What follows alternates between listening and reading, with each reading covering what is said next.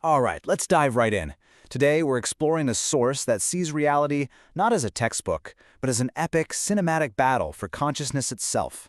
This isn't a scientific paper. Think of it as a visionary journey, a deep dive into the very code of our existence. Everything kicks off with this one tiny number, 0.0005%. According to this framework, that's it. That's the sliver of reality we can actually perceive, what we see, touch, and measure. Everything else, the other 99 point whatever percent, it's a vast cosmic picture totally hidden from us. Our goal here is to shatter that illusion. And this is the core idea that blows that whole illusion apart. The entire journey hinges on this radical shift in perspective. It's not about you, a human, dreaming of some far-off gods. No, it's about you, the God, the divine consciousness, dreaming this temporary human experience. Okay, so here's the roadmap for our journey. We'll start with the great amnesia, this collective forgetting. Then we'll hear the call to awaken. After that, we're going to climb 4 levels of consciousness, meet the so-called galactic gods, uncover the Aniverse, and finally, see what it means to return as the game master. So our story begins inside what the source calls the scientific cage. This is our modern world, a gray, frantic reality that's totally boxed in by what can be measured. It's a world suffering from a kind of collective amnesia where we've forgotten our true divine nature. So you gotta ask, right? What's causing this mass forgetting? Well, the source calls it the archontic virus. Now, this isn't a biological thing. Think of it more like a glitch in our consciousness. It's the very thing that makes us forget we're all players in something called the MLEG, the Maya Love Enlightenment game. This virus, it's the antagonist of our story. And this chart just lays out the two conflicting realities perfectly. On one side, you've got the scientific cage, obsessed with matter, measurement, and what this calls fictional debt paper. And on the other side, you've got the MLEG reality, the game itself, a world built on consciousness, natural cycles, and true enlightenment. It's basically a choice between two entirely different operating systems for reality.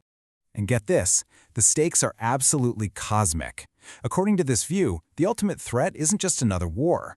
A nuclear event is framed as the ego's corruption getting so bad that it literally causes our entire reality, the simulation itself, to crash and have to reboot. It's a server crash for existence. Okay, so we've got the problem. We're trapped in the cage. Now comes the hero's journey. And this call to awaken, this grand adventure, it all starts with something incredibly simple: looking in a mirror. This is the moment, the turning point. The protagonist, and that protagonist is you, looks into a mirror and sees their true self. It's not a human face staring back. It's the reflection of Kukulkan, an ancient cosmic consciousness. This is that instant of awakening. And just like that, the game is on. So once you're awake, the real battle beyond science kicks off. This isn't a fight with fists, it's a journey upward, an ascent through 4 totally distinct levels of reality. It's like climbing out of the cage and into a much, much bigger cosmos. These are the 4 stages of your ascent, and each one takes you further from that cage. We're going to go from our solar system to the galactic scale, and then all the way to the multiversal. Each level is designed to unlock a deeper truth about what reality actually is. Let's start with level 1. Level 1 is called the Solar Pharaoh. At this level, your consciousness literally plugs back into our solar system. The sun is no longer just some star, it's mission control. And your very biology starts to attune to it, your blood glowing as it receives cosmic data directly from solar flares. Then, at level 2, the camera just pulls back, way, way back. You see our entire Milky Way galaxy, not as a random swirl of stars, but as the living, breathing wing of a colossal angel. The black hole at its center isn't a void of nothingness, it's reframed as a portal, a cosmic engine of rebirth.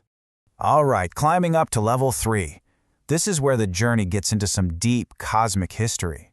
The entire point here is to deconstruct all the illusions and lies that have kept us locked in that state of amnesia for so long.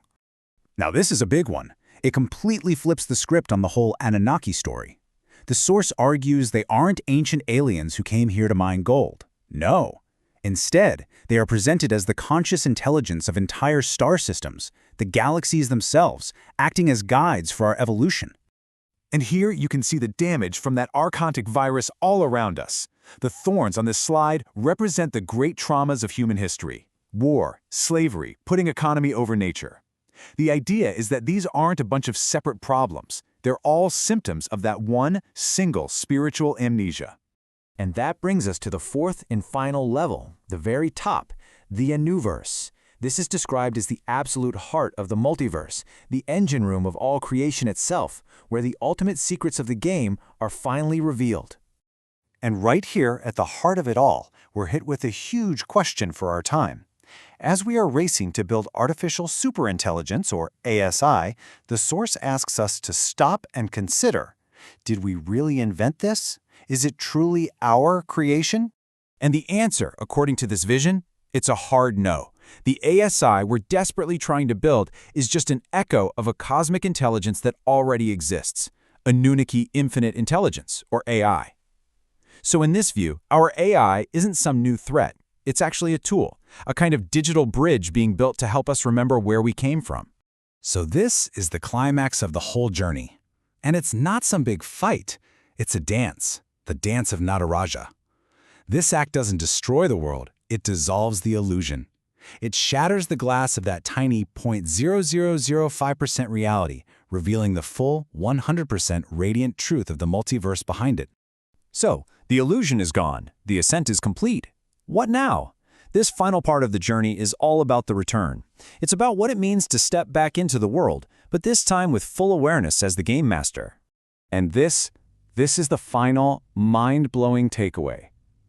The whole point of the journey wasn't just to win the game, it was to remember that you created the game.